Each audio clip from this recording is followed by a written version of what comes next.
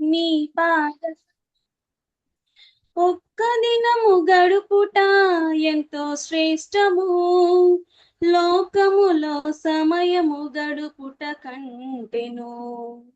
లోకములో సమయము గడుపుట కంటెను. నీవుండే చోటయా ఆనంద నిలయమయా.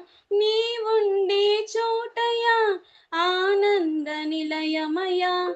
కలవరములు తొలగించే క్షేమస్థలమయ్యా. యేసయ్యా నీ నివాసములు రమ్యమయా.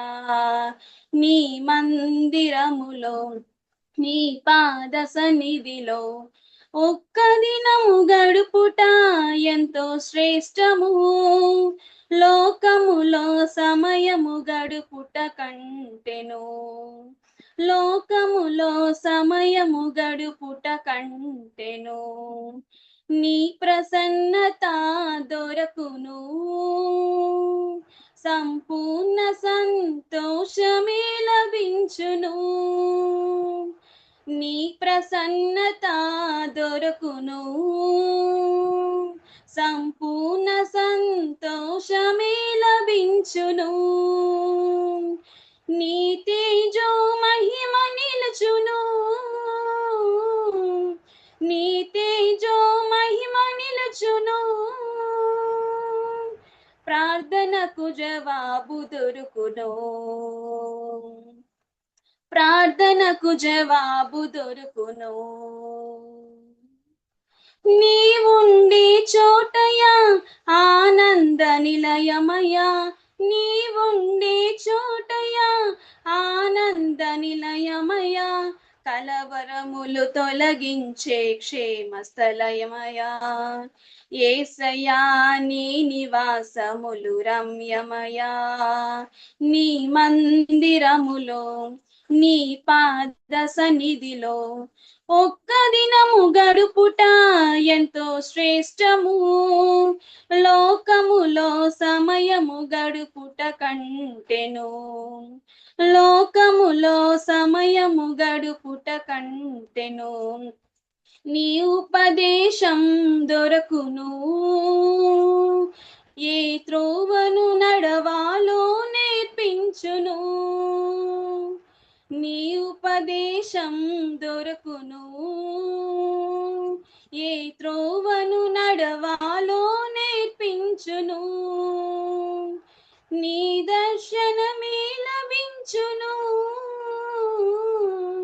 నీ దర్శనమే లభించును. అజ్ఞానము తొలగిపోవును. అజ్ఞానము తొలగిపోవును. నీవుండే చోటయా ఆనంద నిలయమయ్యా. నీవుండే చోటయా ఆనంద నిలయమయ్యా. కలవరములు తొలగించే క్షేమస్థలమయ్యా. యేసయ్యా నీ నివాసములు రమ్యమయా. నీ మందిరములో నీ పాద సన్నిధిలో ఒక్క దినము గడుపుట ఎంతో శ్రేష్టము. లోకములో సమయము గడుపుట కంటెను. లోకములో సమయము గడుపుట కంటెను. నీ సన్నిధి బలము దొరకును. పరిశుద్ధుల సహవాసమే లభించును. నీ సన్నిధి బలము దొరకును. పరిశుద్ధుల సహవాసమే లభించును. నీ కను దృష్టియే నిలుచును. నీ కను దృష్టియే నిలుచును. భయములన్నీ తొలగిపోవును. భయములన్నీ తొలగిపోవును. నీవుండే చోటయా ఆనంద నిలయమయా. నీవుండే చోటయా ఆనంద నిలయమయా. కలవరములు తొలగించే క్షేమస్థలమయ్యా. యేసయ్యా నీ నివాసములు రమ్యమయా, నీ మందిరములో నీ పాద సన్నిధిలో ఒక్క దినము గడుపుట ఎంతో శ్రేష్టము. లోకములో సమయము గడుపుట కంటెను, లోకములో సమయము గడుపుట కంటెను. అందరికీ వందనాలు. వందనాలు నాన్న. శాంతి,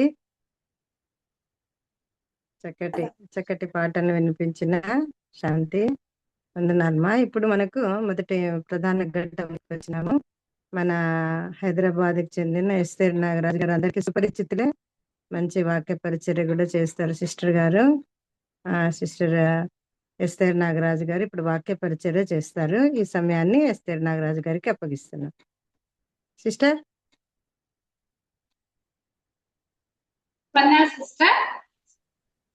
వందనాలు సిస్టర్. Okay sister. చేరి వచ్చిన పరిశుద్ధులందరికీ యేసుక్రీస్తు నామమున ప్రేమ వందనాలు. వాక్యం చూస్తున్నాం. గలతీయులకు రాసిన పత్రిక అపోస్తలుడైన పౌలు గలతీయులకు రాసిన పత్రిక 1వ అధ్యాయము 4వ వచనం.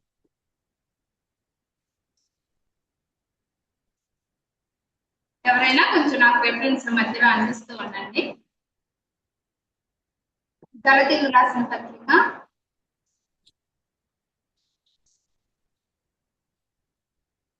1వ అధ్యాయము 4వ వచనం.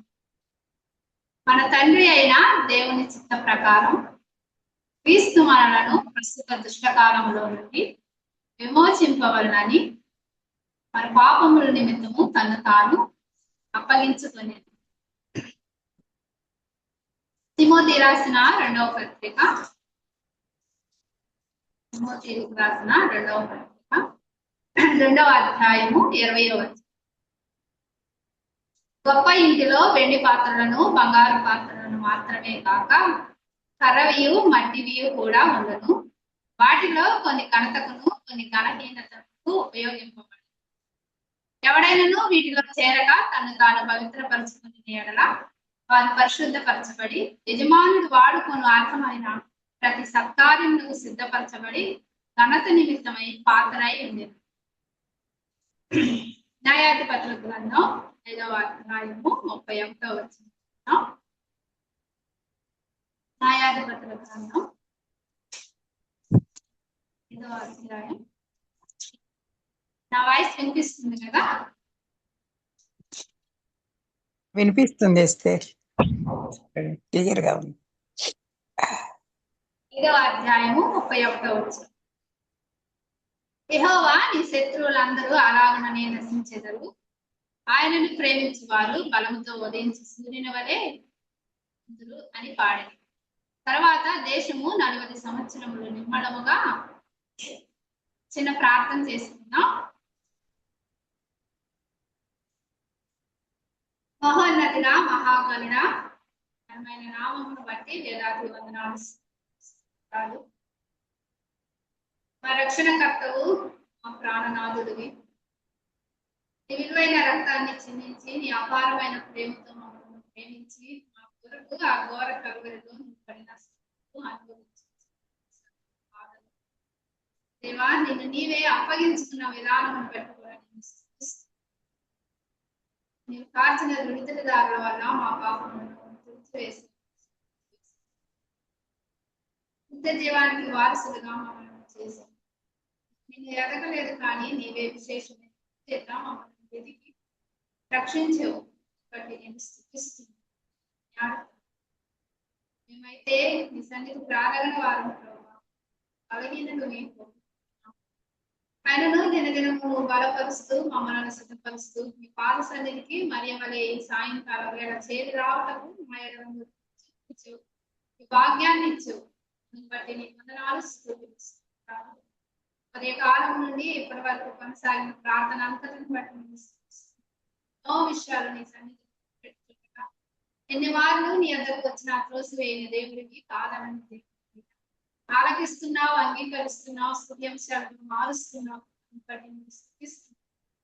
సాయంకాలం వేళలో కొన్ని నీ మాటలు వినుటకు మమ్మల్ని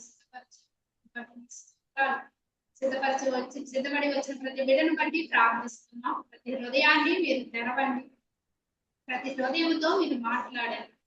నీ శక్తి కలిగిన లేఖనాలను వివరించడానికి జ్ఞానం లేని దాన్ని, శక్తి లేని దాన్ని అయ్యా వాటిని నీ సిలువ చాటున నన్ను మరుగుపరుచుకొని నీ నోటి దూరగా వాడుకున్నట్టు వ్యక్తిలోనైనా ఒక గొప్ప కార్యం జరిగించమని ప్రార్థిస్తున్నాను. విశ్వాసమైన మాకు స్థిరపడటానికి, నిరీక్షణ కలిగి ఎదురు చూడటానికి అవసరమైన మాటలను అందించండి. రక్షణ లేని వారికి రక్షణాధీనంగా చేయమని ప్రార్థిస్తున్నాను. కలిగే చెవులను గ్రహించే మనసు మాకు దయచేయమని. వాక్యమైన దేవా, నాతోను మాతోను మాట్లాడి మహిమ గర్భ ప్రభావములు పొందుతుంది. మా ప్రభును ఆ రక్షకుడైన యేసుని క్రీస్తున్నాము వేడుకొని ప్రార్థన చేస్తున్నాం తండ్రి. ఆమేన్. మరొకసారి మీ అందరికీ యేసుక్రీస్తునామమున ప్రేమ వందనాలమ్మా. మరి నేను ప్రేయర్ రిక్వెస్ట్ చెప్పినప్పుడు గత వారంలో దేవుని కృప వల్ల ఇద్దరు పిల్లలకి కేంద్రీయ విద్యాలయంలో స్వీకరించింది. ప్రతిరోజు మానక విడువగా ప్రతి ఒక్కరు మా గురించి ప్రార్థన చేశారు. కొంచెం సర్టిఫికేట్ విషయంలో మేము టెన్షన్ పడినప్పుడు మరి అన్నిట్లో కూడా మీరు ప్రార్థన చేశారు. దేవుని కృప చూపించారు. ఎప్పుడు దేవుణ్ణి ఒకే నేను అడుగుతాను, మా కుటుంబం వల్ల నీ నామానికి ముందు రావాలి, ఎక్కడున్నాను నీకు మేము సాక్షులుగా ఉండాలని నేను ప్రార్థన చేస్తాను. అయితే ఫస్ట్ జాషువా దించడానికి లిస్ట్ లో పేరు వచ్చింది. జాషువాకి వచ్చింది అని అనుకున్నాము. 3 సంవత్సరాల నుంచి ప్రార్థన చేస్తున్నాం, కనిపెడుతున్నాం. ప్రభు సహాయం చేసేది, ప్రభు సంఘానికి తెలియజేసి చిన్నబాబుది వెయిటింగ్ లిస్ట్ లో ఉంది. అయితే మేము చిన్నబాబుది వెయిటింగ్ లిస్ట్ లో ఉంది, ఇంకా సీట్లు రాదు అని మేము ఫిక్స్ అయిపోయాం. కానీ దేవుని కృప వల్ల చిన్నబాబుకు కూడా సీట్ వచ్చింది. దాని ద్వారా నేను ఇంకా ఎక్కువ ప్రభుని స్తుతించాను. అయితే ప్రభు నేను అడిగినట్టు ప్రార్థించినట్టు పిల్లల విషయమైన ఆ ప్రార్థన కూడా, సంఘ ప్రార్థన కూడా, మీ అందరి ప్రార్థన కూడా ఆలకించాడు. అంతేకాదు, ఒకవేళ జాషువా ఒక్కడికే సీట్ వస్తే అంతగా ఎవరు కూడా ప్రభుని దేవుని స్తోత్రం అనేవాడు కానీ ఇంకా ఎక్కువ ప్రేర్ చేయలేము. కానీ ప్రభు దేవుని కృప చిన్నబాబు కూడా రావడం వల్ల అందరూ దేవుని కృప తెలిసిన వాళ్ళందరికీ అందరూ దేవుని కృప కేవలం ఇది దేవుని కృప ఒకేసారి ఇద్దరికి రావడం అంటే ఆయన అందరూ ప్రభుని స్తుతించారు.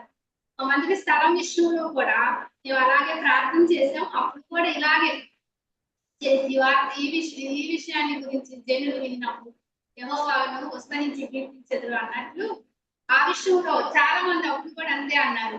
మేము పెద్దవాళ్ళు చాలా సంవత్సరాల నుంచి ఉన్న వాళ్ళము, ఆయనను మేము ఓన్ స్థలం తీసుకోలేకపోయాము. మీరు చిన్నవారైనప్పటికీ ప్రభు మీకు ఎక్కువ ధనమైనప్పటికీ ప్రభు మంచి స్థలం ఇచ్చాడు. దేవుని కృప అని ప్రతి ఒక్కరి నోటిన దేవుని కృప అనే మాట విన్నాము.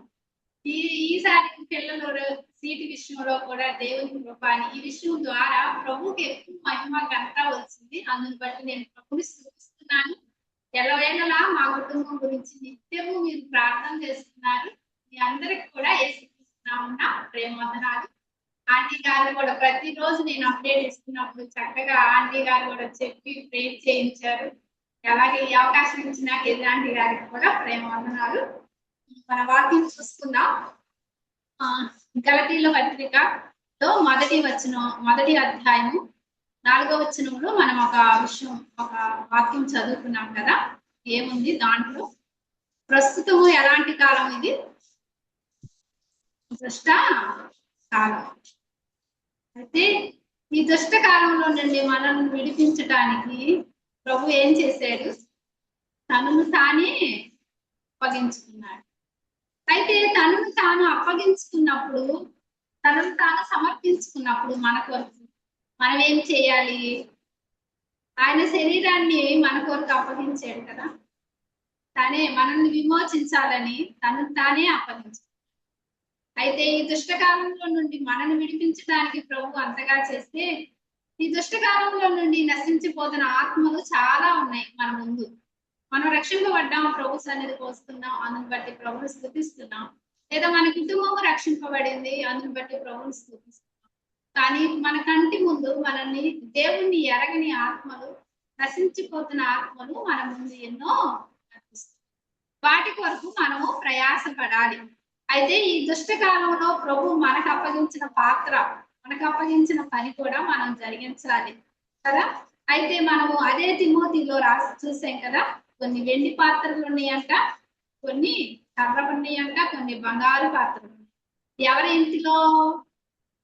గొప్ప ఇంటిలో కదా, చిన్న ఆషామాషి వారి ఇంటిలో కాదు. గొప్ప ఇంటిలో వెండి పాత్రలుండి, బంగారు పాత్రలుండి, కర్ర పాత్రలుండి, మట్టి పాత్రలుండి.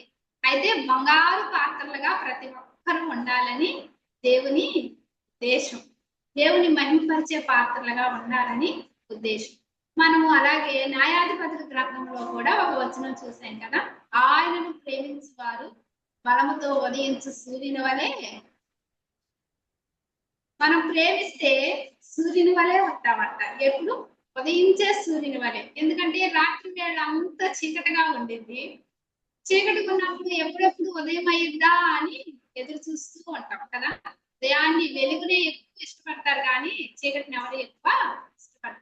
అలాగే ఆ ఉదయించే, ఆ ఎదురు చూసే వారికి ఆ ఉదయించే సూర్యుడు ఎన్నో ఆశలతో ఎదురు చూస్తూ ఉంటారు కదా. ఆ ఎదురు చూసే వారికి ఆ సూర్యుడు ఎలా కనిపిస్తాడు? ఎంతో సంతోషం వేసింది వారికి చూసినప్పుడు, ఎంతో ఆనందం కదా.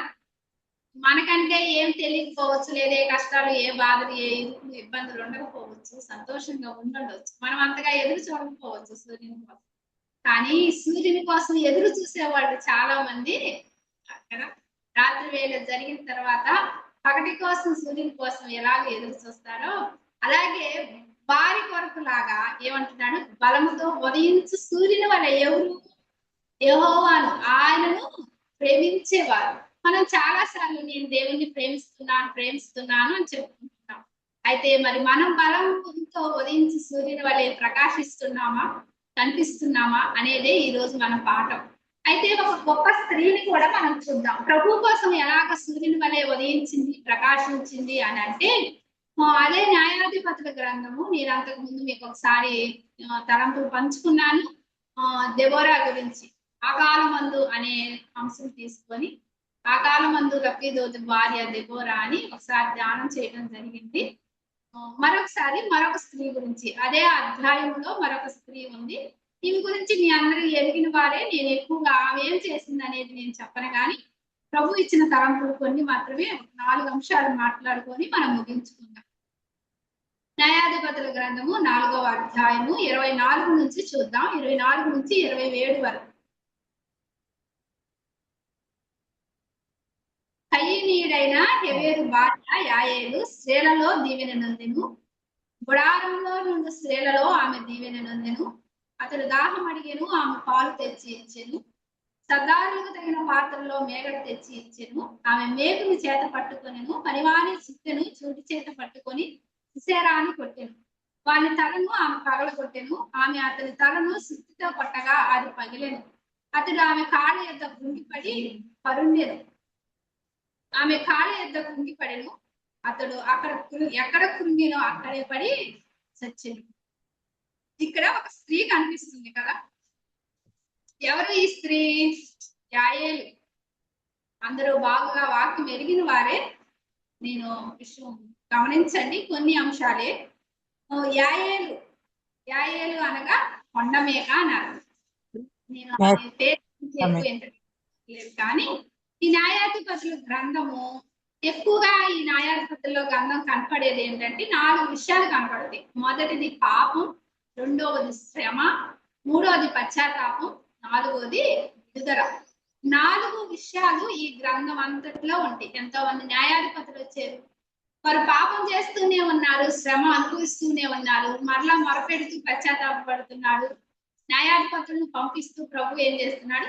వారికి విడుదల కలిగిస్తూ ఉన్నాడు. ఈ గ్రంథం అంతా అదే. అయితే ఆ గ్రంథంలో ఉన్న ప్రజలు ఎలాగున్నారు అంటే, వారు ఎవరికి వారి ఇష్టానుసారంగా జీవిస్తున్నారు. రాజు లేని కాలము, ఇష్టానుసారంగా జీవిస్తున్న కాలము, శ్రమ పెట్టబడుతున్న కాలము కదా. అంతేకాదు ప్రార్థించిన మొరపెట్టిన కాలం 20 సంవత్సరములు. 20 సంవత్సరములు ఏం జరిగింది? యాబీను కదా, కానాను రాజు యాబీను 20 సంవత్సరాలు ఇశ్రాయేలుని కఠినమైన బాధలకు గురి చేసాడు. అదే 4వ అధ్యాయము 1-3 వచనాల్లో చూస్తే కనబడుతుంది. 20 సంవత్సరాలు వారి కఠినమైన బాధలు శ్రమలు పెట్టినప్పుడు అక్కడ ప్రజలు, ఆ ఇశ్రాయేలు ప్రజలు ఆ శ్రమలను అనుభవించలేక వారికి దేవునికి మొరపెట్టినప్పుడు దెబోరైన న్యాయాధిపతిని లేపాడు. అంటే అక్కడున్న ప్రజల్లో, అంతమంది ఇశ్రాయేలు ప్రజలలో నాటి చనిపోయిన యెహోషువ లాంటి యోగ్యుడు, భక్తుడు లేదా విశ్వాసి లేదా ఉపయోగపడే పాత్రగా వాడుకోదగిన వారు ఎవరు ఆయనకి, ప్రభువుకి అప్పుడు కనిపించలేదు. కనిపించకపోవటం వల్ల ఏమైంది? ఒక స్త్రీని లేపుకున్నాడు. లేకపోవటం వల్ల ఆమె ఏమి యుద్ధం చేసిందో మీ అందరూ ఎరిగిన వారే. అయితే మన పాఠం ఆమె కాదు, కానీ ఆ యుద్ధంలో మరొక భాగంలో ఉన్న స్త్రీ. ఒక అధ్యాయంలో ప్రభు 2 స్త్రీలను రాయటానికి, ఎంతో విశేషంగా రాయటానికి దేవుడు ఇష్టపడ్డాడు. ఈ యాయేలు జీవితము ఈ న్యాయాధిపతుల్లో తప్పితే, ఈ 2 అధ్యాయాల్లో తప్పితే ఇంకా బైబిల్లో ఎక్కడా కూడా ఆమె గురించి కనిపించదు. అయితే ఈ పరిశుద్ధ గ్రంథంలో ఒక స్త్రీ గురించి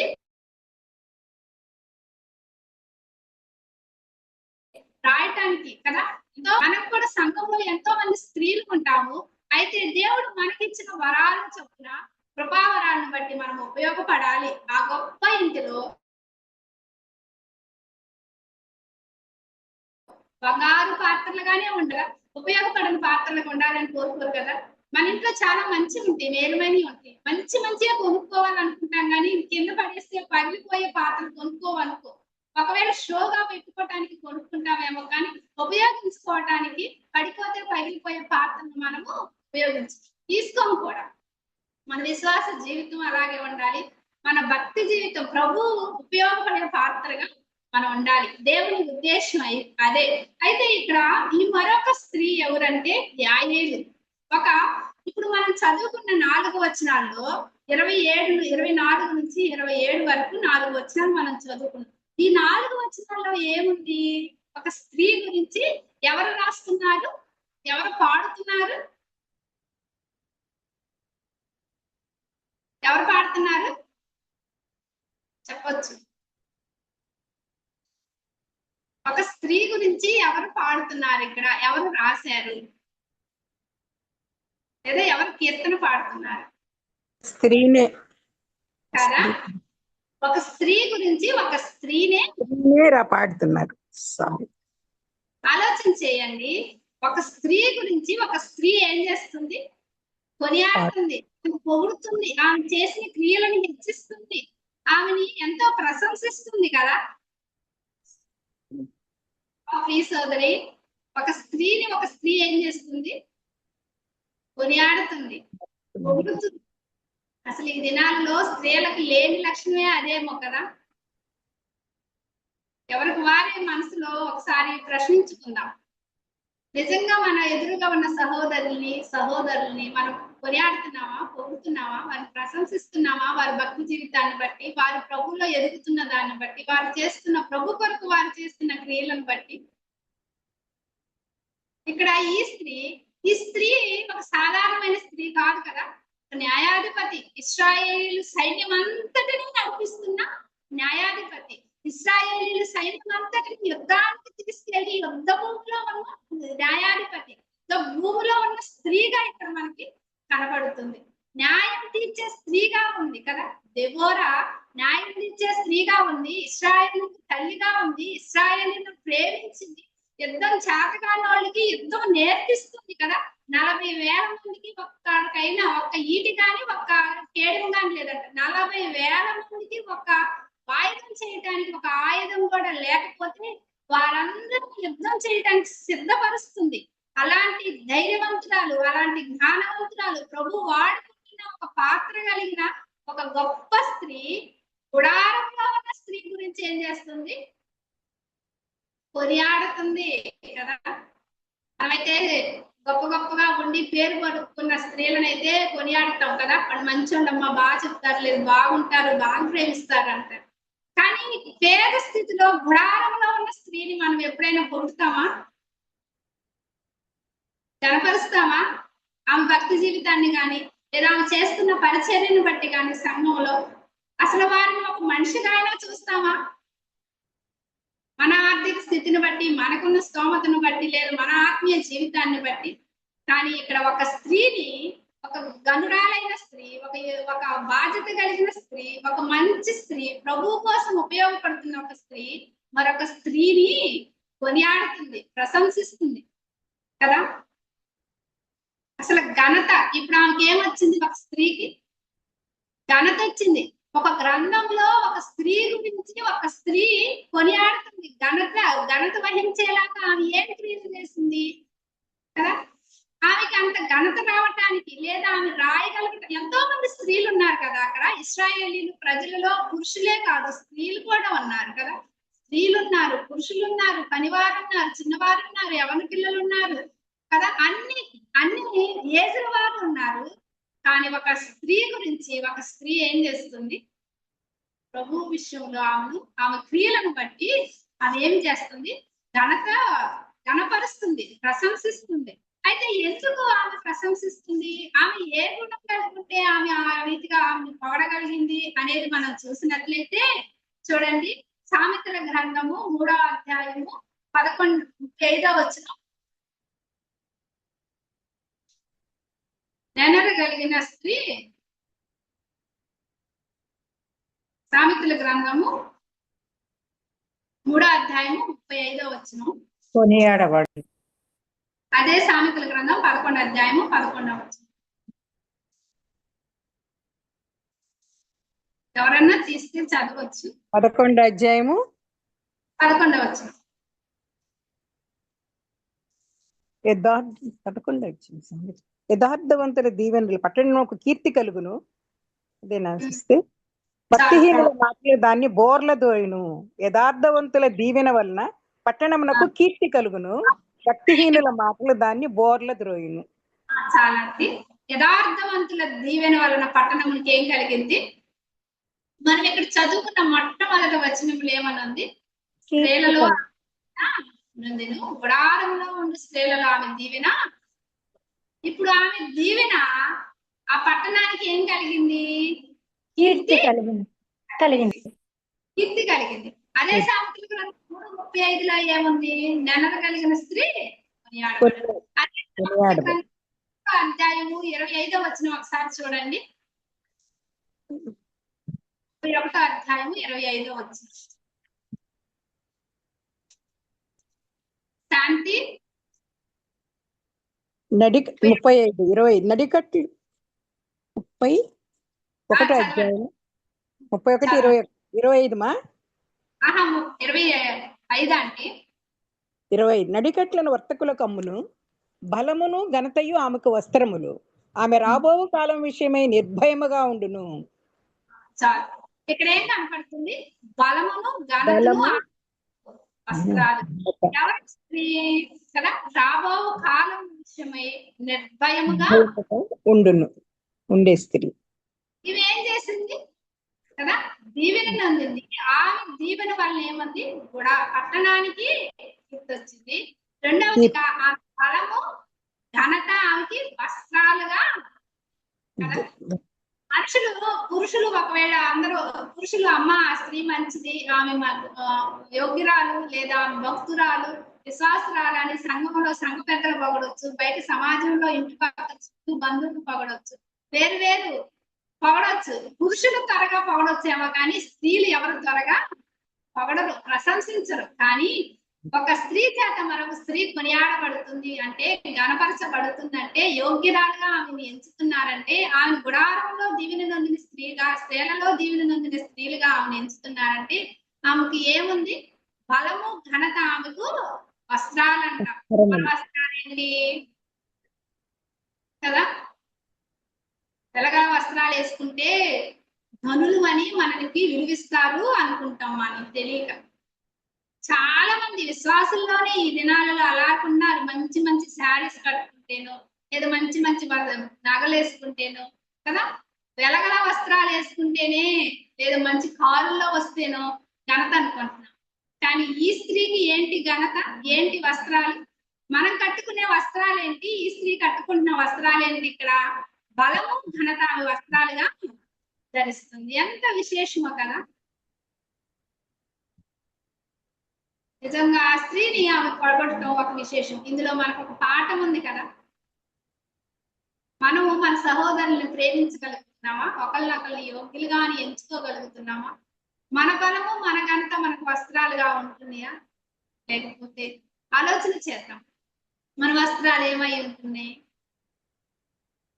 మన ఘనత వల్ల, మన దీవెన వల్ల మన పట్టణానికి కీర్తి వస్తుందా? కనీసం మన ఇంటికి కీర్తి వస్తుందా? మన భర్తకు కీర్తి వస్తుందా? మన బిడ్డలు మీ మమ్మీ మంచిదని, లేదా మీ మమ్మీ బాగుంటుందని, ప్రార్థన చేసిందని, ప్రార్థనాపరురాలని, అలాంటి ఘనతలు, ఎలాంటి ఘనతలు మన బిడ్డలు అంటున్నారు, మన సమాజంలో మన సంఘం ఉంటున్నారు, లేదా మనం ఏం కలిగి ఉన్నాం అనేది ఈ స్త్రీ మనకు పాఠంగా ఉంది.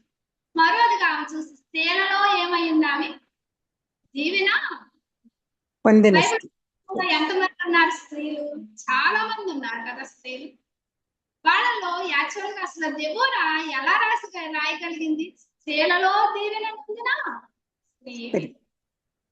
స్త్రీలలో దీవెన నొందింది. బైబిల్లో ఒక నీవు యెహోవా చేత నీవు దీవెన నొందేవని రూతు గురించి రాయబడి ఉంటుంది. మిగిలిన వాళ్ళ గురించి దీవెన నొందినట్లు ఎక్కడ రాయబడదు, కానీ ఒక రూతు గురించి మాత్రమే రాయబడి ఉంటుంది. నాకు తెలిసినంత వరకు, నేను ఇంకా అంత సెర్చ్ ఏం చేయలేదు, నాకు తెలిసినంత వరకు ఆమె గురించి బోయేజు 3వ అధ్యాయంలో పలుకుతాడు కదా, నీవు దీవెన నొందేవు. న్యాయాధిపతుల గ్రంథంలో అక్సా అయితే నాకు దీవెన దయచేయమని తన తండ్రి గారికి వెళ్ళి అడిగింది. గుడారంలో ఉన్న శారమ్మ ఏమైంది? దీవెన నొంది. అంటే సంబోధించింది, వాక్యం సంబోధించబడింది పక్క రుచికే, కానీ గుడారంలో ఉన్న స్త్రీలు కొంతమంది దీవెన. అయితే ఇప్పుడు ఈ గుడారంలో ఉన్న స్త్రీ ఆమె చూడండి ఎలాగ రాస్తుందో. గుడారంలో ఉన్న స్త్రీలలో ఆమె దీవెన. అంటే గుడారంలో చాలా మంది ఉంటారు కదా స్త్రీలు. అయితే గుడారంలో అందరూ ఉంటారు, కానీ అందరు దీవెన అందరూ అనేది ఇక్కడ ఆమె రాసి వచ్చిన వాళ్ళు అర్థమవుతుంది కదా. భార్య దొరికిన వానికి మేలు అని అంటాడు ప్రభు, కానీ గుణవతి అయిన భార్య దొరుకుట అరుదు అంటాడు. అంటే భార్య దొరుకుతారు, కానీ గుణవతి అయిన భార్యలు కొందరికే దొరుకుతారు. గుడారంలో అందరూ ఉంటారు, కానీ గుడారంలో ఉండి దీవెన నొందేవారు కొందరే కదా. చాలా సార్లు మనం ఏమనుకుంటామంటే, నేను ఇంట్లోనే ఉంటున్నానులే, నేను ఏం పని చేయగలను, ప్రభు కోసం ఏం ఉపయోగపడగలను, ప్రభు పని ఏం చేయగలను అనుకుంటాం. కానీ మనందరికీ ఒక పాఠం, ఇవి గుడారంలోనే ఉంది, ఎక్కడికో వెళ్ళి ఏదో చేసి ఏదో చేయలేదు కదా. ప్రభు కోసం ప్రయాసపడాలని వెళ్ళాలి, మనం అవకాశం వచ్చినప్పుడు వెళ్ళాలి. కానీ ఈ స్త్రీ వల్ల ఎవరైనా గుడారంలో ఉండి ప్రభు కోసం నేను పని చేయలేకపోతున్నానని నిరుత్సాహపడుతున్నారేమో. ఈమె ఒక మనకు పాఠం, ఈ ఒక మాదిరి మనకి ఇక్కడ కనబడుతుంది. ఆమె గుడారంలోనే ఉన్నది, అయితే గుడారంలో ఉన్న స్త్రీ సిద్ధపడింది అనేది మనం గ్రహించాలి. దేవుడు వాడుకోవటానికి వాడుకోదగిన పాత్రగా ఆమె ఏమయ్యింది? సిద్ధపడింది. మనం గుడారంలోనే ఉంటాం. చాలా సార్లు మనం అనుకుంటే ఇంటి దగ్గరే ఉంటున్నాం కదలే, చేసుకోవచ్చులే పని, ఈమె నాకు కూడా ఒక పాఠమే, మనందరికీ పాఠమే. దానం చేస్తున్నప్పుడు కొన్ని నాలో బలహీనతలు నాలో తెలియజేస్తుంది. చాలా సార్లు మనం ఇంటి దగ్గరే ఉంటున్నాం, పని చేసుకోవచ్చులే, నిదానం చేసుకోవచ్చులే అని అనుకుంటాం. కానీ ఈ స్త్రీ ఏం చేసింది? శత్రువు వచ్చే టైంకి ఏమయ్యింది? సిద్ధంగా ఆమె సిద్ధపడి ఉంది కదా. ఏ సమస్యనైనా ఎదుర్కోవటానికి సిద్ధపడింది, ప్రభు కోసం పని చేయడానికి ఆమె సిద్ధపడింది, ప్రభు వాడుకోవటానికి ఉపయోగపడే పాత్రగా ఆమె సిద్ధపడి ఉంది. ఎప్పుడు అవకాశం వచ్చిద్దా అని ఆమె ఎదురు చూస్తూ సిద్ధపడింది కదా. ఎన్నోసార్లు అవకాశాలు వస్తాయి మనకి, ప్రభు కోసం నిలబడే అవకాశం వచ్చింది, ప్రభు గురించి చెప్పే అవకాశం వచ్చింది, కానీ మనం ఏం చేస్తామంటే త్రోసివేస్తాం. ఇప్పుడు కాదులే అంటాం కదా. ఆంటీ గారు వాక్యం చెప్పమని ఎన్నిసార్లు కొంతమంది చెప్పినప్పుడు ఎంతమంది కాదని అంటారు, సమయం పరిస్థితులు కదా. కానీ ఏమవ్వాలి? సిద్ధపడి ఉండాలి. ఎక్కడైనా నీ ప్రభు గురించి, నీవు కలిగి ఉన్న ప్రభు గురించి, నీవు ప్రేమించే ప్రభు గురించి చెప్పడానికి సిద్ధపడి ఉండాలి.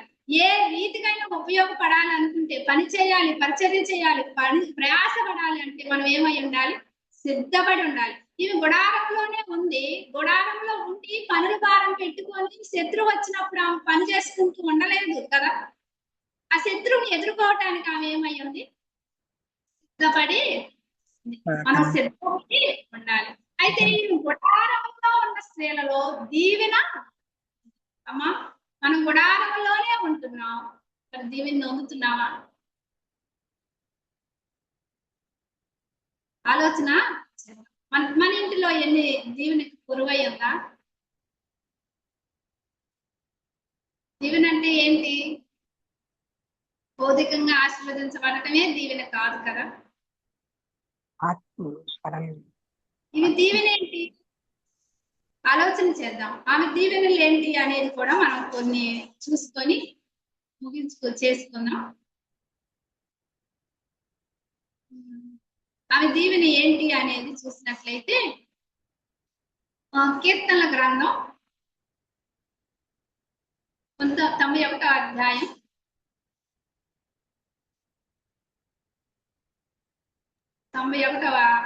9-10 వచ్చింది. యెహోవా నీవే నా ఆశ్రయము అని నీవు మహోన్నతుడైన దేవుని నీకు నివాస స్థలంగా చేసుకుని ఉన్నావు. నీకు అపాయం ఏమీ రాదు, ఏ తెగులును నీ గుడారంను సమీపించదు. చూడండి, ఇక్కడ ఏం చేస్తుంది ఆమె? యెహోవానే ఆమె ఆశ్రయించిందంట. దీవెనంటే ఆమె ఏమి దీవెన పొందుకుందా అని మనం ఆలోచిస్తున్నామేమో, కానీ ఇక్కడ ఆమె దీవెన ఏంటి అనేది మనకి ఇక్కడ కనబడుతుంది. కీర్తన 91:9-10 చూసినట్లయితే, యెహోవా నీవే నా ఆశ్రయము, నీవు మహోన్నతుడైన దేవుడు నీకు నివాస స్థలముగా చేసుకొని ఉన్నానంట. నీకు ఏ అపాయం కదా, ఆయన నివాస స్థలముగా చేసుకున్నారు కదా. అసలు మనమైతే ఎంత బాధపడతామో, మనం గుడారాల్లో ఉంటున్నాము, వాళ్ళు పెద్ద పెద్ద బిల్డింగుల్లో ఉంటున్నారు అని. హెబ్రీ పత్రికలో చూసినట్లయితే ఒక మాట చూద్దాం, చూడండి. హెబ్రీ పత్రిక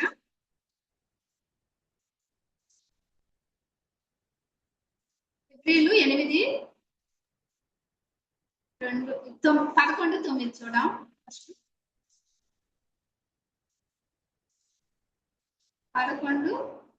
విశ్వాసమును బట్టి అతడును అతనితో ఆ వాగ్దానమునకు సమాన వారసులైన ఇస్సాకు యాకోబు అను వారును గుడారములో నివసించుచు అన్యుల దేశములో ఉన్నట్టుగా వాగ్దత్త దేశములో పరవాసులైరి కదా. ఏమయ్యారు? పరవాసులే. అన్ని గుడారంలో ఉన్నారంట. ఎంత ఆస్తుంది వాడికి? ఒక ఇంటిలో 18 మంది పని చేసే అంత ఆస్తుంది. వారి పిల్లలు కూడా పనిచేసి వారి పిల్లలు కూడా పోషింపబడే అంత ఆస్తి ఉంది కదా. ఆ ఆస్తి తరతరాలకు వచ్చింది. ఎంతో ధనవంతులు వారు, సమృద్ధిలో ఉన్నవారు. అలాంటి వారు ఎక్కడున్నారు? గుడారంలో. అంటే ఇప్పుడు నేను మిమ్మల్ని గుడారంలో ఉండమని కాదు కానమ్మా, ఉన్నదాన్ని బట్టి ప్రభుని మనం స్తుతించాలి, లేని దాన్ని బట్టి ఆరాటపడి అప్పులు పాలు కాకూడదు. రెండవదిగా ఆ గుడారంలో ఉన్న స్త్రీ దీవెన. గుడారంలో చాలా మంది ఉంటారు. మనం ఉంటున్న నివాసాల్లో, మన గృహాల్లో మనం అందరం ఉంటున్నాం. అయితే ఆ గుడారంలో దీవెన పొందిన స్త్రీగా ఎక్కడ కనపడుతుంటే, గుడారములలో ఉన్న స్త్రీ మనము దీవెన పొందాలి. అయితే మన గుడారం ఏంటి అనేది కూడా మనం చూసినట్లయితే హెబ్రీ 8:11 చూడండి. హెబ్రీ 8:2 మన కట్టి ప్రధాన యాజకుడు ఒకడున్నాడు. ఆయన పరిశుద్ధాలయమునకు అనగా మనుష్యుడు కాక ప్రభువే స్థాపించిన నిజమైన గుడారమునకు పరిచారకుడైండి పరలోకమందు మహామహుని సింహాసనమునకు కుడి పార్శ్వమున ఆసీనుడాయను. మన ప్రభు పరలోకమందు కుడి పార్శ్వమున ఆసీనుడైన దేవుడు ఆయనే స్థాపించాడంట. ఎవరు? ఏంటిది? ఒక నిజమైన గుడారాన్ని ఆయనే స్థాపించాడంట. ఎవరు ఆ గుడారము? ప్రభువైన యేసుక్రీస్తు వారు. మనమే ఆ గుడారాలు, ప్రభు స్థాపించిన గుడారాలు మనమే. అవునా? ఈ గుడారం అందుతుంది. గుడారంలో ఉన్న ఆత్మ ఎంత కదా. ఆత్మీయంగా దీవెనను అందుతున్నామా? మనం ఆత్మీయ దీవెన కోసం ఎప్పుడైనా మనం పోరాడుతున్నామా? లేదా భౌతికమైన దీవెనల కోసమే పోరాడుతూ ప్రార్థనలు గంటల తరబడి ఏకీకరిస్తూ ప్రార్థన చేస్తున్నాము. భౌతికమైన ఆశీర్వాదం ఈ రోజు ఉండొచ్చు, రేపు ఉండకపోవచ్చు. కానీ ఆత్మీయమైన దీవెన కోసం మనం ప్రయాసపడేవారుగా ఉండాలి. ఆలోచన చేద్దాం. దేవుడే గుడారంలో ఉన్నాడంట. కీర్తనలో 76:2 ఉంటుంది. షాలేము అనే గుడారంలో ఆయనే షాలేములో ఆయన గుడారం ఉన్నాడు. మన గుడారాలు, మన పాత్రలు మనం ఎలా ఉన్నాం ప్రభు. అయితే ఈమె దీవెన ఏంటి కదా, ఈమె మొదటిగా ఘనత వహించిన స్త్రీగా కనపడుతుంది. బలము ఘనత ఆమెకు వస్త్రాలుగా. అయితే మన వస్త్రాలు ఏంటి? ఆమె రాబో దినాలను గురించి నిర్భయముగా జీవించిన స్త్రీగా కనపడుతుంది కదా. శత్రువుని ఆమె చంపేసింది. తర్వాత ఆమె ఎంత నిర్భయంగా ఉంది, ఎంత ధైర్యంగా ఉంది.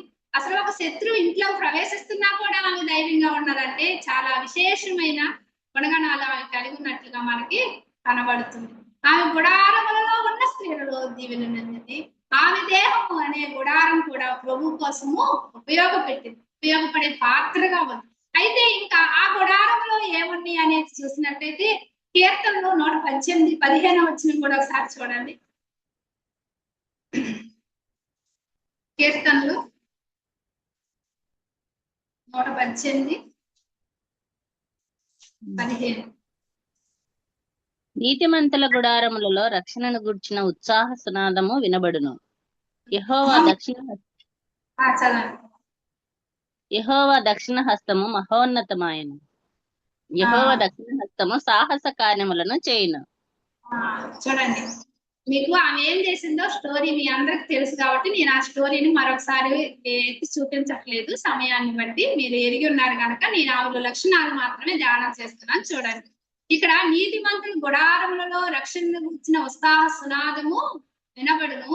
ఆయన దక్షిణ హస్తము సాహస కార్యములు చేయి. ఇప్పుడు ఈమె గుడారంలో ఏముంది? దీవెన ఉంది కదా. అంటే ఆమె గుడారంలో ఏం వినపడుతుంది? దేవుని కొరకు ఆమె చేసిన కార్యాలు, దేవుని కొరకు ఆమె చేసిన క్రియలు మనకి కనబడుతుంది. అయితే మరొక వచనం కూడా చూద్దాం. చూడండి, యోబు గ్రంథము 22:23. యోబు గ్రంథము 22వ అధ్యాయము 23.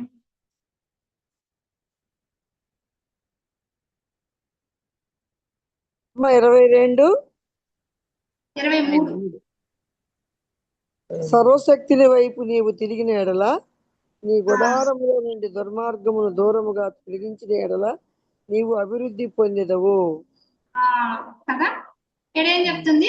సర్వశక్తిని వైపు నీవు తిరిగిన ఎడల నీవు దుర్మార్గుని గుడారములలో నుండి దుర్మార్గమును దూరముగా తొలగించిన ఎడల నీవు అభివృద్ధి పొందెదవు.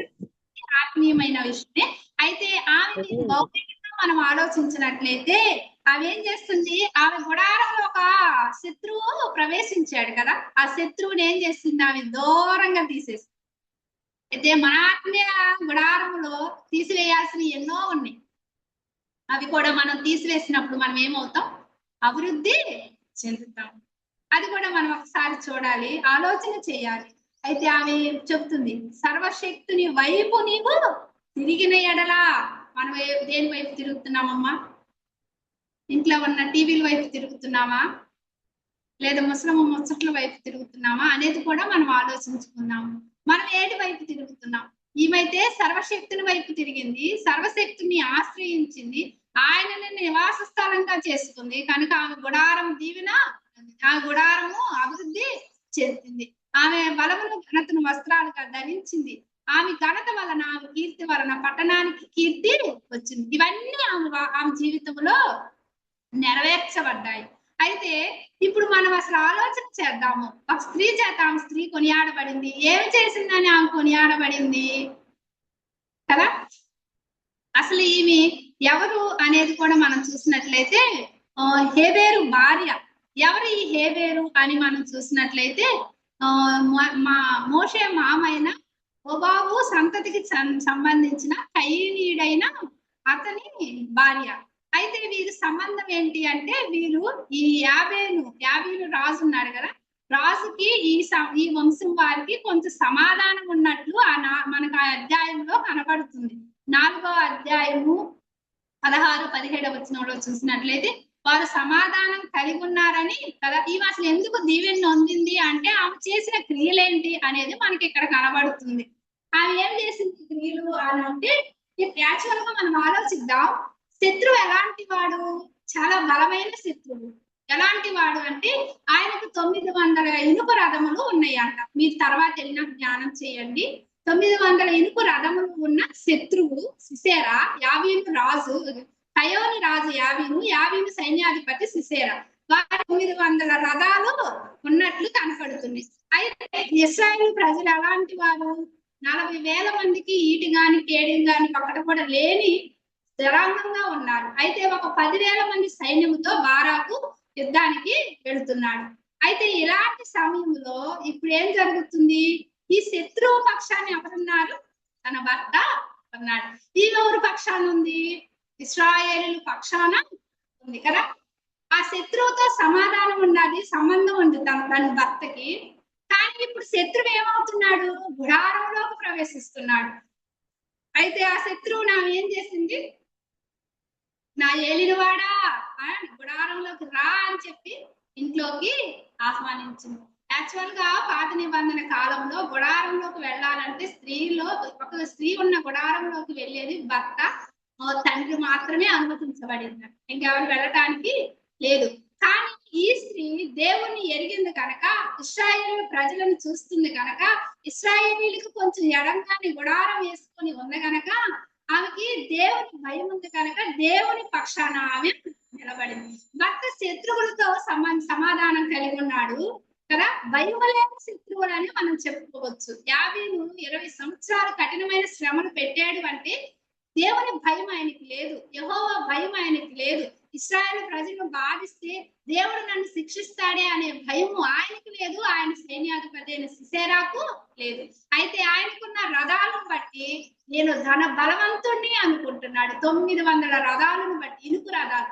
అవి అంత బలమైన పని ఎలాగ మనం చెప్పగలమంటే 1వ అధ్యాయం 19వ వచనంలోనే ఉంటాయి. ఇనుపు రథాలు ఉండడాన్ని బట్టి వారు గెలవలేకపోయిరి అని ఉంటారు. అంటే బలమైన శత్రువుని బలహీనురాలైన స్త్రీ ఎదుర్కొంటుంది కదా. ఆమె రాబో దినంలో నిర్భయంగా ఉంది అంటే ఆమె సిద్ధపడింది, అన్ని విధాల ఆమె సిద్ధపడింది. ఆమె ధైర్యంగా ఉంది, దేవుణ్ణి ఆశ్రయించింది, దేవుణ్ణి నివాస స్థలంగా చేసుకుంది. కాబట్టి శత్రువు గుడారంలోకి ప్రవేశించిన ఆమె ధైర్యముగా ఉండగలిగింది కదా. ఆమె చేసిన క్రియను బట్టి ఆమె కొనియాడబడింది. యాక్చువల్ గా ఈ దెబోరా ఈ కీర్తన రాస్తుంది, కానీ యుద్ధం చేసినప్పుడు యాయేలు సిసేరాను చంపింది ఆమె కంటికి ఆమె చూడలేదు కదా. చూసిందా ఎలాగ రాయగలిగింది? ఆమె ఏం చేసిందో ఏ పిన్ను రాసినట్లు మనకు అక్కడ కనబడుతుంది. అయితే ఇక్కడ ఆ స్త్రీని వారు ఆలోచించేద్దాం. భర్తకు సమాధానంగా ఉన్న వ్యక్తి, భర్తతో సహవాసం కలిగిన వ్యక్తి ఇప్పుడు గుడారంలోకి వస్తున్నప్పుడు ఇవేం చేసింది? ఆహ్వానించింది. నా ఏలినవాడా అని ఆహ్వానించింది కదా. అదే మనకు నచ్చని వ్యక్తి మన ఇంట్లోకి వస్తే మనం ఎలాగుంటాం కదా. నచ్చిన వారు వస్తే ఎన్ని చేస్తామో కదా, ఎన్నెన్నో చేస్తాం. అసలు ఇక్కడ ఈ న్యాయాధిపతుల అధ్యాయంలో 5వ అధ్యాయంలో రాసింది సర్దారులకు తగిన పాత్రలో ఇచ్చిందంట, మేకడ ఇచ్చిందంట, వాటర్ అడిగితే పాలు ధైర్యంగా ఉంటూ నీకు నేనున్నానని ధైర్యం చెప్పిందంట. పాము వలె వివేకం ఉండాలి, పావురు వలె పవిత్రంగా ఉండాలి అన్నట్లు ఆమె జ్ఞానం కలిగి ప్రవర్తించింది కదా.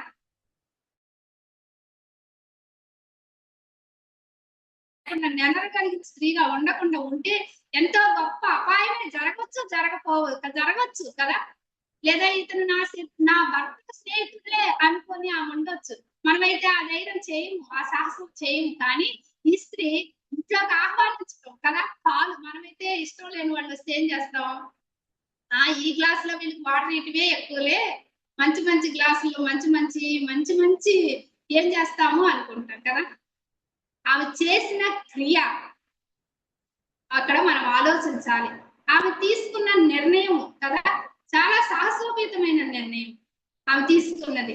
ఒక సైన్యాధిపతి వ్యక్తిని చంపటం అంటే సాధారణమైన విషయం కాదు. ఎంతో మంది సైనికులు, బలవంతుడైన శత్రువుని కదా భయంకరాలైన స్త్రీ చేతికి ప్రభు అప్పగించాడు. గుడారంలో ఉన్న నేను ప్రభు కొరకు ఏం చేయలేము అనుకుంటున్నావేమో. ప్రభు కొరకు నువ్వు నిలబడితే, ఆసక్తి ఉంటే, నేను ఆడబడాలని ఆశిస్తుంటే, ఆశగల ప్రాణాన్ని తృప్తిపరచు దేవుడు అని మనం తెగ ప్రార్థన చేస్తాం కదా. ఏటికి ఆశ? మా బిడ్డలకు ఉద్యోగం అవ్వాలనే ఆశ, వివాహాలు కదా, వివాహాలు జరగాలనే ఆశ, గర్భఫలాలు జరగాలనే ఆశ, ఇంకా ఏదో జరగాలని మనం ఆశపడి ఆ వాక్యాన్ని అట్లా ఉపయోగిస్తాం. శరీర సంబంధమైన వాటికి ఆశగల ప్రాణాలను తృప్తిపరిచే దేవుడు కదా ప్రభు అని మనం ప్రార్థన చేస్తాం. మన ప్రార్థన ఆత్మీయంగా ఆసక్తి కలిగి ఉండాలి. నీ ఇంటిని కూర్చున్న ఆశ నన్ను భక్షించుచున్నది అన్నట్లు మన ప్రభు ఇంటిని గురించి ఆశ కలిగి భక్షించేలాగా ఉండాలి. ఇక్కడ ఈ స్త్రీ చేసిన కార్యము ఏదైతే కదా, ఆమె చేసిన క్రియలు, ఆ స్త్రీ గురించి మరొకసారి నేను చదువుతాను, ఒకసారి గమనించండి. దాహం అడిగను కదా, అతడు దాహం అడిగను, ఆమె పాలు తెచ్చి ఇచ్చింది. సర్దారులకు తగిన పాత్రలో మేగడ తెచ్చి ఇచ్చింది కదా, చేసింది. అంతేకాదు, ఇంకా కింద మాటలోని తర్వాత మరొకసారి మళ్ళీ వద్దాం ఆ మాటలకి. అయితే ఇక్కడ ఈమె శత్రు వైపు నిలబడలేదు కదా. ఎవరి పక్షాన నిలబడింది? ఇశ్రాయేలు ప్రజల పక్షాన నిలబడింది. నేను ఒక చిన్న క్వశ్చన్, మీరు ఆన్సర్ చేయాలి. యాకోబుకి ఎంతమంది కుమారులు? 12 మంది. పేర్లు చెప్తారా?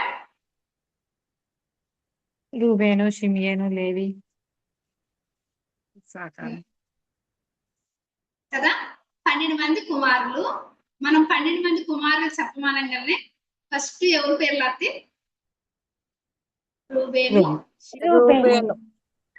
లేవి కదా, వీటి పేర్లు వస్తాయి.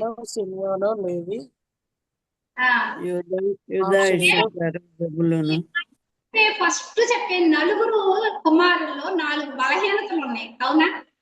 రూబేన్ ఏం చేశాడు? తండ్రి మనసాన్ని షిమ్యోను ఏం చేశారు? కోపం వచ్చి యాకోబు కుమార్తె దేనా విషయంలో కోపం వచ్చి షెకెము వారిని చంపేశారు. కోడల విషయంలో తామారు విషయంలో గుర్తొచ్చే 9 పిల్లలు ఎవరైనా సరే యాకోబు కుమారులు అనగా ఫస్ట్ ఈ 9 పేర్లే చెప్తాం కదా. కానీ ఈ న్యాయాధిపతుల గ్రంథంలో మీరు 26వ వచనం చూడండి, 23వ వచనం చూడండి. యెహోవా దూత ఇట్లా నేను మే రోజున శపించుడి, దాని నివాసము మీద మహాశాపము నిలుపుడి, యెహోవా సహాయం వారు రాలేదు, బలిష్ఠులతో కూడిన యెహోవా సహాయమునకు వారు రాలేదు. ఎవరు వారు అనేది చూద్దాం. ఇప్పుడు మనం శత్రువు బలమైన వాడు, శత్రువు పక్షాన సమాధానం కలిగి యాయేలు భక్తున్నాడు అని చూసుకున్నాం. అయితే ఇశ్రాయేలు పక్షాన, దేవుని పక్షాన ఈ యుద్ధంలో సహాయంగా ఒక స్త్రీ వచ్చింది కదా. అయితే దేవుడు ఇక్కడ 16వ వచనం చదవండి. మందల ఏలను వినుటకు నీ దొడ్ల మధ్య నీవేళ నివసించితివి. రూబేనీల కాలువల యొద్ద జనములకు గొప్ప యోచనలు కలిగెను. గిలాదు యోర్దాను ఇద్దరిని నిలిచెను. దానీయులు గోడల దగ్గర నీ ఏల నిలిచిరి. అషేరీలు సముద్ర తీరమున తమ అకాతముల యొద్ద ఏల నిలిచిరి. జబూనీలను మరణ భయము లేక ప్రాణములు తృణీకరించుకున్న జనమును, నఫ్తానీలను భూమి మెట్ల మీద ప్రాణములు తృణీకరించిరి. అర్థమవుతుందా? కొంతమంది రాలేదు, యెహోవా సహాయము రాని వారిని ఏం చేస్తానంటున్నాడు? శపిస్తానంటున్నాడు. ఆ పట్టణము మీదకి లేదా ఆ మహాశాపము దాని నివాసుల మీద మహాశాపము నిలుపుడి. ఎవరు వారు కదా? వాళ్ళంతా యుద్ధం జరుగుతుంటే యుద్ధానికి రాకుండా దూరం నుండి చూస్తున్నారా? మీరు ఎలా నిలిచిది అని ప్రభు వాళ్ళని అడుగుతున్నారు. యెహోవా సహాయం రాలేము అంటున్నాడు కదా. ఆలోచన చేశారా? ఇక్కడ ఎవరు వచ్చారు? జబూనీలు, నఫ్తానీయులు కదా. మనకు పేర్లు కూడా గుర్తు రావాలి. 12 మంది కుమారుల్లో చివరిని ఎక్కడో కనపడే కుమారులు. అంటే వారు చెడ్డవారని కాదు, వీరు మంచివారని కాదమ్మా. ఒక్కొక్కరు ఒక్కొక్క సందర్భంలో ప్రభు పక్షాన నిలబడ్డారు, ప్రభు కోసం జీవించారు.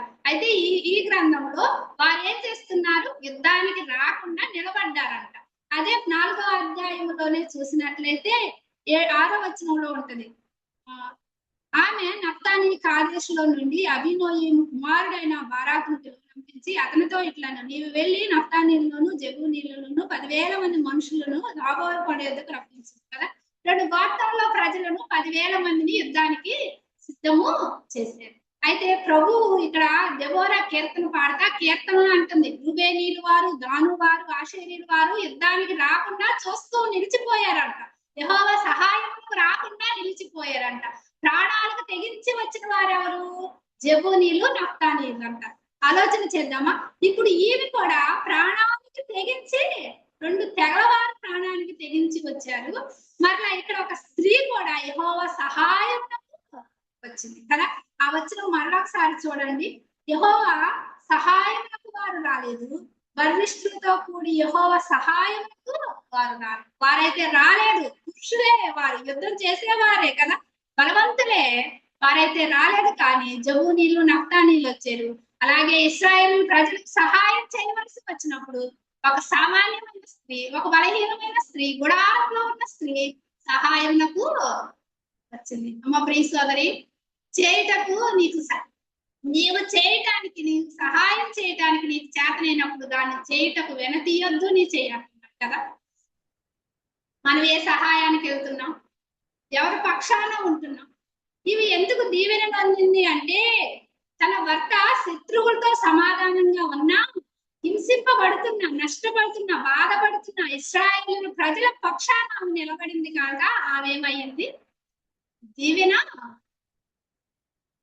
మనం ఎవరి పక్షాన నిలబడుతున్నాం, దీవెన నొందుతున్నావా అనేది కూడా మనము ఆలోచన చేద్దాం. అయితే దేవుడు అంటున్నాడు, యెహోవా సహాయమునకు రాని వారిని శాపము వారి మీద. ప్రభు బిడ్డలకి సహాయం చేయకపోతే ఏముంటది మన మీద? సహాయం అవసరమైన వాళ్ళకి మనం సహాయం, అదే మన క్రియ కదా. ఈమెమన్నా ఈ క్రియల ద్వారా కదా గణపరచబడింది, ఘనత వహించగలిగింది, పేరు తేగలిగింది, పట్టణానికి కీర్తి తేగలిగింది. ఆమె క్రియలే కదా మనమున్న సంఘానికి, మనమున్న కుటుంబానికి, మనకున్న భర్తకి, బిడ్డలకి మన వల్ల ఏమైనా కలుగుతుందా అనేది కూడా మనము ఆలోచన చేద్దాం. అయితే ఇంకా ఆమెలో మరొక లక్షణం ఏం కనపడుతుంది చూడండి. 25వ వచనం, 26వ వచనం. పనివాణిని సుత్తెను కుడి చేత పట్టుకొని సిసేరాను ఆమె మేకను చేత పట్టుకొనెను. పనివాణి సుత్తెను కుడి చేత పట్టుకొని సిసేరాను కొట్టెను. ఆమె వారి తలను ఆమె పగలగొట్టెను. ఆమె అతని తలను సుత్తితో కొట్టగా అది పగిలెను. ఇక్కడ ఏం చేస్తుంది? ఆమె ఒక సుత్తి తీసుకుందంట. సుత్తిని దేనితో పట్టుకుంది? మేకు తీసుకుందంట. ఆమె కుడి చేతితో కదా, ఆమె చేతితో, కుడి చేతితో కదా. ఎడవ చేతి కొంచెం బలహీనంగా ఉంటది. ఏదైనా బలమైన పని మనం చేయాలనుకున్నా, బలమైన వస్తువును పట్టుకోవాలన్నా, ఏదైనా స్ట్రాంగ్ గా ఒక పని మనం చేయాలనుకున్నా లెఫ్ట్ హ్యాండ్ తో మనం చేయలేము కదా. ఆమె కుడి చేతితో సుత్తెను, ఆ సుత్తితో ఏం చేసింది మీ అందరికి తెలుసు కదా. అయితే ఆమె ఏం చేసింది అనేది పాయింట్ కాదు, కానీ ఆమె చేతిలో సుత్తి ఉంది, మన చేతిలో ఏముంది?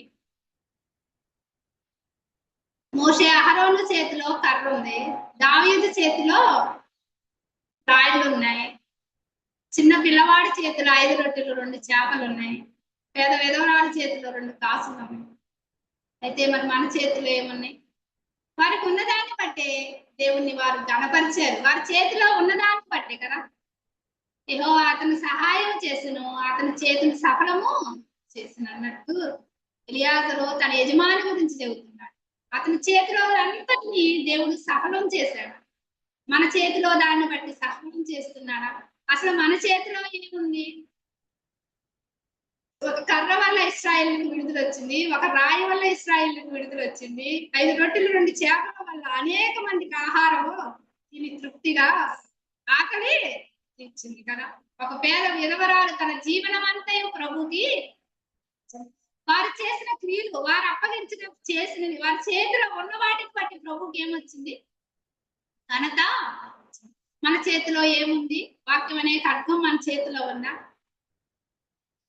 వారి చేతిలో ఉన్న వస్తువుల ద్వారా ఇశ్రాయేలుకు విడుదల వచ్చింది కదా. యాయేలు చేతిలో ఉన్న శుద్ధి ద్వారా ఏమొచ్చింది? ఇశ్రాయేలుకి విడుదల.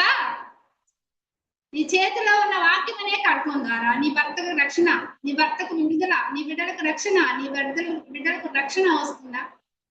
నువ్వు వాడాల్సిన ఆయుధాన్ని సరిగా వాడాలి. ఇప్పుడు ఆమె ఆ చేతిలో శుద్ధి పట్టుకుంది, మేకు పట్టుకుంది. ఆ మేకు పెట్టి సరిగా పట్టకపోతే ఆమె ఏమయ్యేది?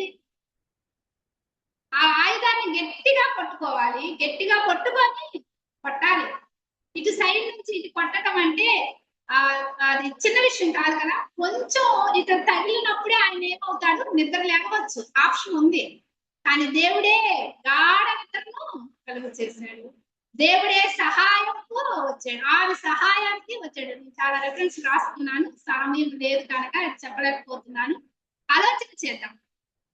ఆమె చేసిన కార్యం, ఆమె చేతిలో ఉన్న శుద్ధి ఇశ్రాయేలు ప్రజలకు విడుదలకు కారణం.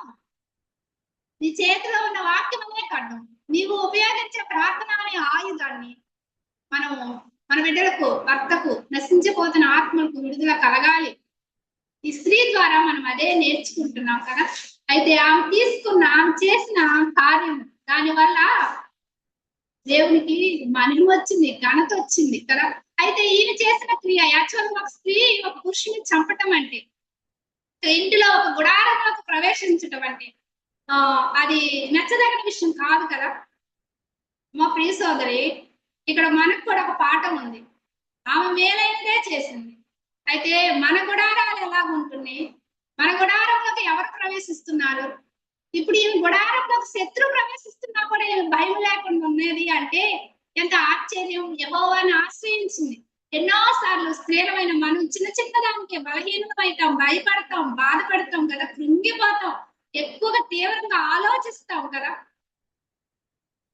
శారీరకంగా ఒక వ్యక్తి ప్రవేశించినా కూడా మనం తట్టుకోలేం, భయపడతాం. దొంగలాగా ఉన్నా కూడా, మనిషిని చూడటానికి కూడా కదా కొంచెం అనుమానంగా ఉన్నా కూడా. కానీ ఈ స్త్రీ శత్రువు అని ఎరిగింది, ఆయనని ఎలాగైనా సరే సంహరించాలను. ఆడే చూసినట్లయితే ఆయన ఒక మాట అంటాడు కదా, అతడు ఆమె కాళ్ళ యొద్ద కృంగిపడిను, ఆమె కాళ్ళ యొద్ద కృంగిపడిను, అతడు ఎక్కడ కృంగినో అక్కడనే పడి 3 సార్లు ఇక్కడ దెబోరా కృంగిపడినని సంబోధిస్తుంది. శత్రువు ఎలాంటి వాడు? బలమైన వాడు. స్త్రీ ఎలాంటిది? బలహీనురాలు కదా. నీవు ఉపయోగించవలసిన ఆయుధాన్ని, నేను ఉపయోగించవలసిన ఆయుధాన్ని మనం గట్టిగా పట్టుకొని ఉపయోగిస్తే ఎంత శత్రువైనా పడిపోవాల్సిందే కదా. దేవుడే చెప్తున్నాడు, సాతాను నీ కాళ్ళ కింద అడగదొక్కమంటున్నాడు. చిన్న వాటిని చూసి మనం అసలు అధైర్యపడదు. అసలు శ్రమలు రాకుండా చెయ్యాలి, ప్రార్థన అయితే చేయకూడదు. నాకు తెలుసు, ప్రార్థన శ్రమలు వచ్చినప్పుడు ఎదుర్కొనే ధైర్యం, శక్తిని మనకు ఈమని కోరుకోవాలి. ప్రభువుని మనం హత్తుకోవాలి. ఇక్కడ ఈ స్త్రీ సిద్ధపడింది ఏ రీతిగానైనా ప్రభుకు ఉపయోగపడాలి అనుకుంది. గుడారంలో ఉన్న స్త్రీ, నేను నిరుత్సాహం అయితే పడలేదు, కానీ ప్రభు కోసం నిలబడింది, ప్రభు కోసం ఆ పని చేసింది. అయితే ఆమె చేతిలో సుత్తి మేకుంది. మరి మన చేతిలో ఏముందో ఆ ఆయుధాన్ని ఎలా ఉపయోగిస్తున్నామో మనమే పరీక్షించుకున్నాం. అయితే ప్రభుని చేతిలో ఏముందో అనేది ఒక్కసారి చూసుకొని మనము ముగించుకుందాం. ప్రకటన గ్రంథము 14వ అధ్యాయం, ప్రకటన గ్రంథం 14వ అధ్యాయం 14 నుంచి 17 వరకు చూద్దాము. అలాగే మత్తయి సువార్త 3వ అధ్యాయం 12వ వచనం. లేకపోతే నేను చెప్తానులే. ఆయన చేతిలో చాట ఉందంట కదా. మత్తయి సువార్త 3వ అధ్యాయం 12వ వచనంలో, లోకాసు వార్త 3వ అధ్యాయం 7వ వచనంలో ఏముంది? ఆయన చేతిలో చాట ఉంది కదా. మనం ఏందో అనుకుంటున్నామేమో. 3వ అధ్యాయం 7వ వచనంలో లేదా 3వ అధ్యాయం భక్తి స్వార్థ 3వ అధ్యాయం 12వ వచనం అయితే ఆయన చేతిలో చేట ఉందంట. ఆ చేట దేవుడు ఎప్పుడు ఇసురుతాడో ఎప్పుడు చెరుగుతాడో, ఉంటామా మనం పోతామా. అదే ఒకసారి ప్రకటన గ్రంథం కూడా చదువుతాం. ప్రకటన గ్రంథము 14వ అధ్యాయం 14 నుంచి 17 వరకు చూసినట్లయితే ఆయన చదవరాము చదవండి. 12 నుంచేనా? 14 నుంచి 14 నుంచి. మరియు నేను చూడగా ఇదిగో తెల్లని మేఘము కనబడెను, మనుష్య కుమారుని పోలిన ఒకడు ఆ మేఘము మీద ఆసీనుడై ఉండెను. ఆయన శిరస్సు మీద సువర్ణ కిరీటమును, చేతిలో వాడిగల కొడవలియు ఉండెను. అప్పుడు మరి ఒక దూత దేవాలయంలో నుండి వెడలి వచ్చి, భూమి పైరు పండి ఉన్నది, కోతకాలము వచ్చినది, నీ కొడవలి పెట్టి కోయమని గొప్ప స్వరముతో ఆ మేఘం మీద ఆసీనుడై ఉన్న వానితో చెప్పెను. మేఘము మీద ఆసీనుడై ఉన్నవాడు తన కొడవలి భూమి మీద వేయక భూమి పైరు కోయబడెను. ఓకేనా? చాలా. దేవుని చేటలో చేట ఉంది, అది చెరిగినప్పుడు మనం నిలబడే గింజలుగా. అయితే ఇక్కడ ఒక దూత కొడవలు పట్టుకొని భూమి పైరు కోయటానికి సిద్ధంగా ఉందంట. అయితే మనం ఎలా ఉన్నామమ్మా? మన చేతిలో ఉన్న వాయిదాన్ని మనం ఉపయోగిస్తే ఖచ్చితంగా ఆయన చేటలో ఉన్నప్పుడు చెరుగుతున్నప్పుడు గింజలుగానే ఉంటాం, గొప్ప పాత్రలుగానే ఉంటాం. ఆయన గొప్ప ఇంటిలో బంగారు పాత్రలుగా ఆయన కావాలని కోరుకుంటున్నాడు, ఘనమైన పాత్రలుగా ఆయన ఉండాలని కోరుకుంటున్నాడు. అయితే మనము ఎలా ఉన్నాం, మనం ఎలాగ ఉపయోగపడుతున్నాం? మత్తయి సువార్త 9వ అధ్యాయం 37, 30 వచనంలో చూసినట్లయితే కోత ఎంతో విస్తారంగా ఉంది, పనివారు కోసేవారు కొదువై కనులు ఎత్తి పైరులను చూసినప్పుడు పంట కోయటానికి ఎవరు లేరంట. మనం ఉన్నంత సేపు మన ముందు ఉన్న కనబడుతున్న బిడలు ఇయే చూస్తుంటే మనం కన్నులెత్తి చూడాలి. దేవుని ఉద్దేశం అది కదా. ఆమె నేను గుడారంలోనే ఉన్నానులే, నేను సరళ వృక్షం మస్తకి వృక్షం క్రింద ఉన్నానులే, దెబోరా సరళ వృక్షం క్రింద ఉందలే, ఆమె న్యాయం తీర్చుకుంటా అనేకులకు మేలు చేస్తా ఉందలే, యుద్ధం చేయటానికి దెబోరా ఉందలే, యుద్ధానికి వెళ్ళి దెబోరా చేసిద్దిలే అనుకుంటే ఆ స్త్రీ సిద్ధపడేదే కాదు. నేను గుడారంలో ఉన్నాను ఏం చేయగలను అనుకుంటే ఈ పని చేసేదే కాదు కదా. ఆ స్త్రీ సిద్ధపడింది. కోత ఎంత విస్తారంగా ఉందో ఆమె కనులెత్తి చూసింది. ఇశ్రాయేల్ మరణం ప్రభు వింటున్నాడు కదా, ఆమెను ప్రేరేపించాడు, ఆమెను వాడుకున్నాడు. అయితే చూడాలి మన కన్నులెత్తి. మన ముందున్నదే చూస్తూ ఉంటే మనకు కొంతవరకే కనపడింది. కొంచెం మన కన్నులెత్తి చూస్తే ఎక్కువగా దేవుని ఉద్దేశం అని. ఆమె అయితే యుద్ధం చేసింది. ఒక యుద్ధ భూమిలో 2 స్త్రీలను ప్రభు వాడుకున్నాడు. ఇశ్రాయేల్ కింద వచ్చిన మేము లాస్ట్ వచ్చిన మనం చూసినట్లయితే యాబీను రాజంట ధైర్యం చెడిపోయి ఉన్నాడు, ధైర్యం లేకుండా ఉన్నాడు. అయితే సైన్యాధిపతి అయిన సిసేరాను చంపేశారు. 20 సంవత్సరాల కఠినమైన శ్రమను నేను మీకు పెట్టాను. ఇంతటి వ్యక్తిని ఇంత బలమైన శత్రువులైన మమ్మలనే వీరు చేయగలిగారు. ఇద్దరు బలహీనమైన స్త్రీల ద్వారా ఇశ్రాయేల్ ప్రజలకు నెమ్మది వచ్చింది, సంతోషం వచ్చింది కదా. 2 స్త్రీలను ప్రభు వాడుకున్నాడు. ఆయన ధైర్యం చెడి ఆయన చనిపోయేంత వరకు ప్రభు వాడినట్ట, సహాయం చేశాడంట వారికి. ఆ 4వ అధ్యాయం చివరిలో ఉంటుంది ఆయన గురించి. అంటే ఆలోచన చేయండి, 2 స్త్రీలు ఉన్నంత మాత్రాన పోటీ కాదు కదా. ఆ యుద్ధంలో 2 స్త్రీలు ఉన్నారు, వారు ఎవరు పోటీ పడలేదు. ఇద్దరము ప్రభు కోసం ఉపయోగపడాలి అనుకున్నారు, ప్రభు వాడుకునే పాత్రగా ఉండాలనుకున్నారు, ఆ రీతిగా సిద్ధపడ్డారు. ప్రభు వాడుకునే పాత్రగా వారు ఉపయోగపడ్డారు. మనం కూడా 2 స్త్రీలు ఉన్నామని, నడిపించే వాళ్ళు 2 ఉన్నారని, వాక్యం చెప్పే వాళ్ళు 2 ఉన్నారని, బాగా పాడే వాళ్ళు 2 ఉన్నారని, 2 స్త్రీలు ఉన్నప్పుడు ఎప్పుడు పోటీగా ఉండని, నీ ద్వారా నా ద్వారా ప్రభుకి మహిమ రావాలి. ఇప్పుడు ఆ 2 స్త్రీలు సరైన సమాధాన సంబంధం లేకపోతే, వారు చేసిన క్రియలు ఒకరి చేత ఒక కొనియాడబడకపోతే, ఈర్ష ద్వేషం అసూయ ఉంటే ఆ క్రియ జరిగేది కాదు, ప్రభు ఇశ్రాయేలు ప్రజలకు విడుదల వచ్చేది కాదు, ప్రభుకి మహిమ వచ్చేది కాదు. మనం ఎలా ఉంటున్నాం సంఘంలో అనేది కూడా మనం ఆలోచించుకున్నాం. మనకి ఎవరైనా శత్రువులు ఉన్నారా? ఎవరి మీదైనా అసూయపడే పరిస్థితులు ఉన్నాయా? సంఘ సహవాసంలో మన ఆత్మీయ సహోదరి ఎడల మనం ఎలా ఉంటున్నాం? ఇంటిలో మన తోడుకోడల ఎడల, లేదా మన ఇంటిలో మన అత్త ఎడల, 2 స్త్రీలు మీరు బాగా గుర్తుపెట్టుకోండి.